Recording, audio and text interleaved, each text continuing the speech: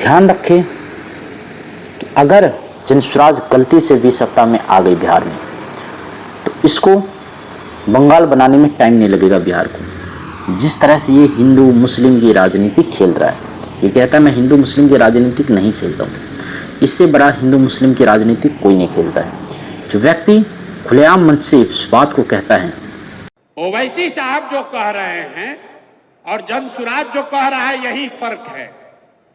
ओवैसी साहब ये कह रहे हैं कि मुसलमानों को अपने पैर पर खड़े होकर अपना राजनीतिक वजूद बनाने के लिए लड़ाई लड़नी चाहिए। जनसुराज ये कह रहा है कि मुसलमानों को अपने पैर पर खड़े होकर अपना राजनीतिक वजूद बनाना चाहिए, लेकिन अकेले नहीं, उन आधे हिंदुओं के साथ करना चाहिए जो विचारधारा के आधार पर आपके साथ चलने को तैयार है।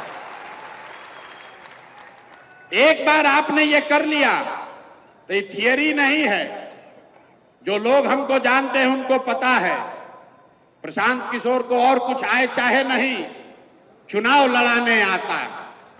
एक दो राज्य में नहीं, हमने 10 राज्य में ये करके देखा है।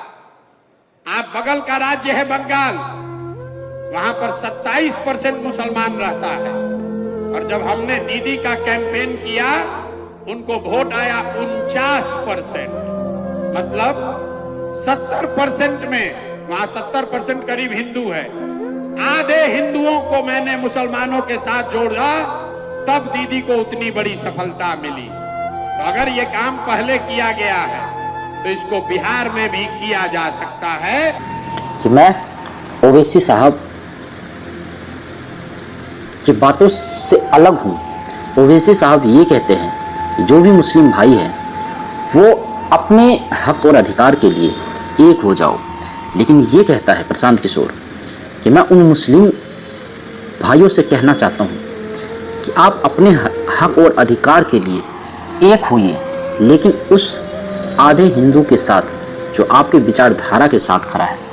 मतलब अगर कोई मुस्लिम इनके सपोर्ट में आके वोट करता है और कुछ हिंदू इनके सपोर्ट में आके वोट करता है, तो जाहिर सी बात है ये सत्ता में आएगा, और जब सत्ता में आएगा तो उस मुस्लिम की क्या मानसिकता है उस पर खरा उतरने का काम प्रशांत किशोर करेंगे। तो ये प्रशांत किशोर जो बंगाल में ममता दीदी के राइट या लेफ्ट हैंड कहे जाते थे, राइट हैंड कहे जाते थे, आज उसी से वो शिक्षा लेकर बिहार में सत्ता पाना चाहता है।